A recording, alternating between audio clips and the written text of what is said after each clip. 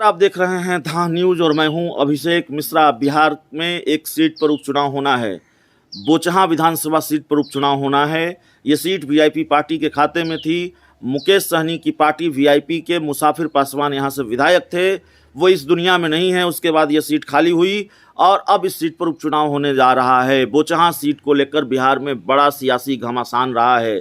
अब बीजेपी और VIP party के बीच ये घमासान और बढ़ गया है जब बीजेपी ने बिना मुकेश सहनी की नाराजगी की परवाह किए बगैर यहाँ से अपने उम्मीदवार के नाम का ऐलान कर दिया। बेबी कुमारी को अपना उम्मीदवार बोचहां से बना दिया।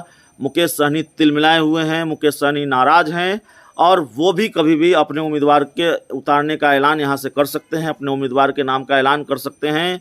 मुंबई से पटना भी पहुंच चुके हैं, ऐसी जानकारी हमारे पास है।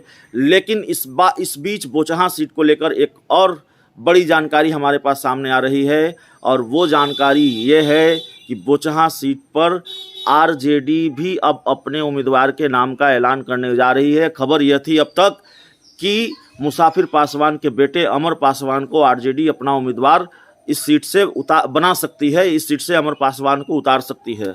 लेकिन ऐसा लगता है दरअसल आरजेडी किसी दूसरे उम्मीदवार को यहाँ से उतारने जा रही है। वो जानकारी हम आपको दे देते हैं।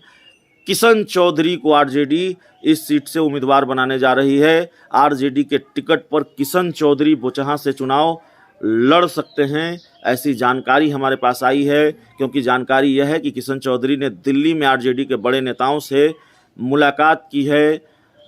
एक तस्वीर भी हमारे पास है जो आपकी स्क्रीन पर अब हम रख रहे हैं। दिल्ली में किशन चौधरी की मुलाकात आरजेडी के बड़े नेता अब्दुल बारी सिद्दीकी और श्याम रजक से हुई है। तो ये बड़ी जानकारी निकलकर सामने आ रही है। तो आरजेडी ने भी अब सस्पेंस खत्म कर दिया है। तो जैसा कि हमने पहले बताया कि बहुत सारा खेल होना बाकी है बोचहां सीट को लेकर, बहुत सारा सस्पेंस क्लियर होना बाकी है बोचहां सीट को लेकर। अब तक खबर ये आ रही थी कि अमर पासवान को आरजेडी उम्मीदवार बना सकती है, मुसाफिर पासवान के बेटे हैं, और मुकेश सहनी भी कोई खेल कर सकते हैं बीजेपी को, तो बीजेपी पर तगड़ा पलटवार कर सकते हैं, उसके खिलाफ कोई मास्टर चाल चल सकते हैं। लेकिन अभी तक बीजेपी भारी पड़ती हुई दिखाई दे रही है। आरजेडी ने भी अब उतार दिया है किशन चौधरी को। पुराने सिपा सलार हैं वीआईपी पार्टी के, अभी भी वीआईपी पार्टी में हैं। मुकेश सहनी की पार्टी के राष्ट्रीय प्रवक्ता जो जानकारी हमें दी गई हैं, बावजूद इसके वो बागी हैं। मुकेश सहनी से बगावत कर रखी है उन्होंने और अब वो बोचहां सीट से चुनाव लड़ने जा रहे हैं। तो बोचहां की लड़ाई बड़ी दिलचस्प हो गई है। इस खबर में इतना ही, इस रिपोर्ट में इतना ही। बहुत बहुत धन्यवाद।